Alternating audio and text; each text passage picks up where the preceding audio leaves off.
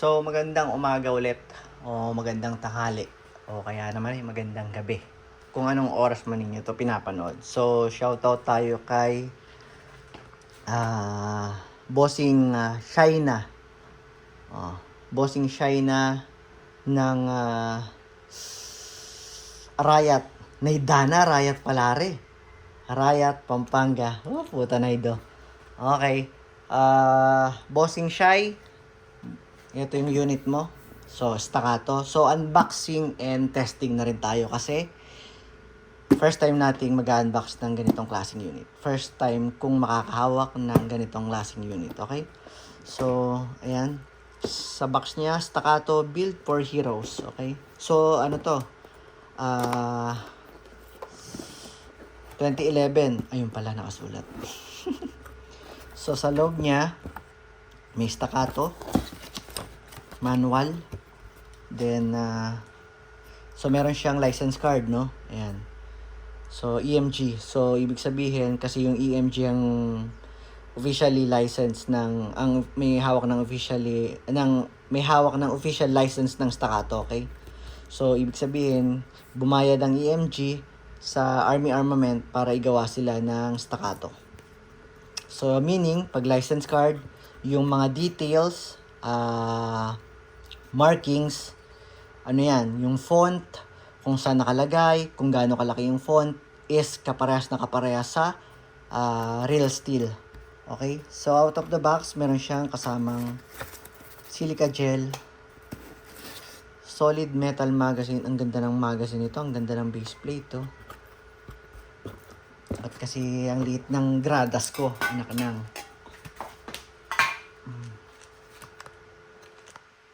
Iyan.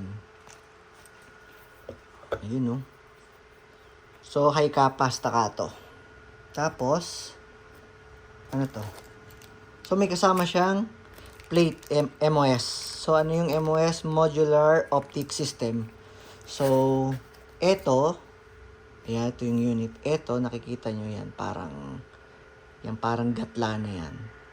Pag binukas ko tong slide, meron siyang tornilyo dyan sa loob. Dyan. Tapos, dun mo siya pipihitin. Ayan. Ito, meron din pala ditong Allen wrench. So, pipihitin mo siya dyan, matatanggal tong buo na to. Ayan. So, ito ang ipapalit mo. Magpapalit ka pag maglalagay ka ng scope, ng red dot, or any optics na gusto mo. Ayan, pwede dito. Ito yun, bossing. Meron siyang MOS plate. MOS plate ang tawag dito. So, ito yung unit. Ang ganda. Oh yeah. Oh yeah. Ganda ng markings, oh. So, yung unit niya, may mga serration dyan. Ang ganda ng grip. Panalo. So, yung barrel niya, hindi siya silver.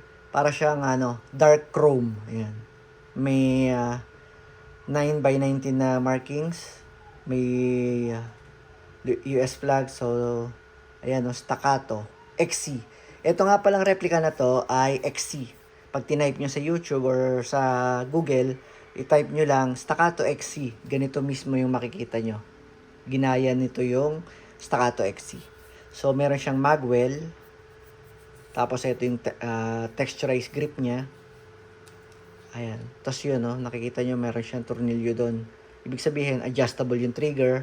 Pwede nyo pihitin para, kunyari, masyadong malalim yung trigger pull. Gusto nyo, dito pa lang, pumutok na. Ayan. Pihitin nyo lang ng Allen wrench yan dito. Isusuot nyo yun sa trigger na yun yung Allen nyo. Tapos, pipihitin nyo lang yan. So, naka-compensator. Fix outer barrel. Ang ganda. Fix na agad. Parang di mo na kailangan mag-upgrade. Panalong-panalo si bossing dito. Ayan yung sight niya. Fiber optic sight sa harap. Tapos dito, fix na iron sight. Mataas yung niya. Ayun, oh. Ang ganda ng sight. Mataas yung sight niya.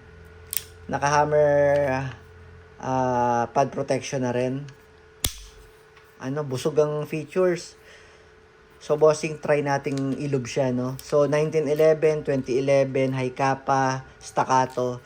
Pare-parehas lang sila kalasin. So, ganito ang kasamo muna. Pag nakasamo, yung latch na to, itututok mo dun sa parang naka-curve na yun. Hindi dito ito dyan pumapasok pag wala ng bala. Dito sa maliit.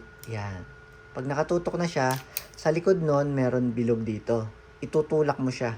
So, habang itinututok mo, itulak mo na agad. Sana mabilis ko matanggal. Yun! Smooth. Yung iba ayaw eh. So, pagka nakalas mo na siya, dire-diretso na siyang matatanggal. Ayun na. Tama ang hinala. So, hindi siya nakalubricate. So, lube na muna natin, bossing. Kung wala kang silicone oil, pwede naman ng petroleum jelly. Pero kung gusto mo ng silicone oil, pwede kang mag-avail ng ganito sa Lazada. Yan. Silicone lube. Ito ay parang 380 or 350 sa ganung naglalaro. Ito kasing tinda ko is out of stock. 200 lang sana to. So, wala tayong mabibigay sa yung ganyan. Hindi pa na-shoot ang tanga. Okay? Tapos dito. Tapos dito. Tapos dito. Yan. Naligo na siya. Okay? Tapos sa hammer. Okay. Tigit-tigis ang patak lang. Kakalat na siya nun. So, ibalik natin. Susot mo lang yung ipin niya. Susot mo lang tong dalawan to. Tapos dire-diretso na siya. Pagkapantay na siya, kabit mo lang to ulit.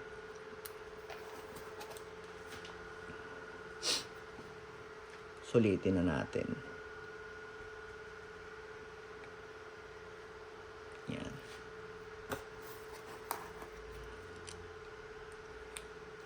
Pagka ano na siya, pantay na siya, tutok mo lang ulit yung hindi dyan. Oh, naida na, oo. Ba't dun pumasok? Yun. Oh. Tapos press, then release. Tapos, ikalat natin yung lube. Ganda ng hindi gumagalaw yung Ang ganda nito sa ang ganda ng... So, feeling ko si Bossing Shy is a criminology student. Feeling ko lang kasi nag-video call kami. Then, nagtanong siya about sa mga unit ko. So, ang pinagpilian niya is Costa Ludus at saka ito. Feeling ko lang. So, yung maganda to sa sa pag-handle ng kung kukuha si Bossing Shy ng real steel. Maganda to. Meron siyang airsoft para yung mga habit ng paghawak ng baril, pagkasa, same lang lahat. Pati pagkalas, pati mga parts, same lang halos. Ang pinagkaiba lang, yun tingga, ito bibis, yun pulbura, ito hangin. Tapos wala lang siyang tumatalsik na bullet shell. Pero yung recoil, meron, lahat meron. So, paano maglagay ng magazine ng bala ng bibis. So, gamit tayo ng 20 grams na kasi kokrono natin na Lancer Tactical. So, dun po ang hulog ng magazine. Ayan, nakita nyo dito medyo maliit dito. Dito pwede nyo nang hulugan. Pero dito ako maghuhulog para dire-diretso. Tapos, ayusin natin yan, pasigsal. Tapos, dire-diretso lang ang Huwag nyong bibitawan. Paalala lang lagi, hindi po bibitawan at mababasag po ito. Okay. So, tingnan natin kung meron siyang gas. Okay. Lagyan na muna natin ito ng silicone oil. Ayan. Ito, nilagyan ko to. Tapos ito, lalagyan mo to. Tigi-tigis ang patak lang. Yun, shoot. Tapos, tinamon. Hindi ko na alam kung saan ko nilagay yung gas. So, yung gas, bossing. Ayan. Dito ang hawak ng magazine. Ito ang gas. Upside down dapat. Hindi pwedeng nasa ibabaw ang magazine. Hindi papasok ang gas. So, kalugin muna natin. Ayan. Tapos, kapain lang natin inlet. Bago ang pwesto. Minsan, di ko na-shoot sa camera ako nakatingin eh. Yan. Okay. So, leak check. goods. So, test natin yung unit ni Bossing Shy. Malakas ang insert ng magazine. Huwag kakalimutan. Adjust natin to. Humaba na naman yung video. Napachisbis na naman ang kuya. Ganun talaga. Pagpasensyahan nyo na. So, 0.20 caliber grams. Then, 0.20 grams. And 6 mm yung caliber. Yan. Dito tayo sa malaking kita. So, kasa. Dito kasi ako laging nakakasanayan ko. Dito ako nagkakasa. So, dito para mas madaling tingnan yan. Kasa. Bitaw. Oh, yeah. So, test natin. Hindi nabasa. 340. 331. So, yung FPS talagang bumababa siya kasi nababawasan yung laman ng ng gas. Tapos, ano ba yung ibang concern? Kusa po silang lumalamig. Pag marami, halimbawa, naubos nyo yung isang full na magazine, kinargahan nyo ulit, naubos nyo ulit, lumalamig po sila. So, may cooldown yun. Dapat, i-rest nyo muna yung magazine. Kasi pag malamig na masyado yung magazine, hindi na ganun kaganda yung performance ng unit kasi masyadong malamig yung magazine. So, dapat papahingan nyo muna. Okay? Tapos, ano pa ba ang kadalasang tinatanong? Bossing, sadya bang kumakalog yung unit? Sadya bang gumagalaw yung barrel? Yes po, kadalasan. Karamihan po ng airsoft ay gumagalaw. Kailangan i-upgrade para maging fixed outer barrel. Eto, jackpot si Bossing dito. Bakit? Kasi naka-fixed outer barrel na siya. Wala siyang kalog. Okay? So, ubusin natin yung magazine.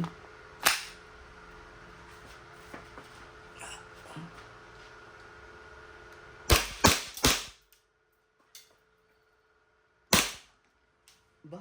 Meron pa rin? Ayun. So, nakita nyo, open chamber. So, ibig sabihin, wala nang bibis. Okay, so Bossing, yung iba, dito na lang binababa para mas padali. Pero kung maingat ka at hindi ka naman tamad, hatakin mo, ibaba mo tong mag catch, baba, tapos bitaw. Ayun, para hindi maupod tong slide. Kasi pag ito'y naubos, hindi na siya maglalak.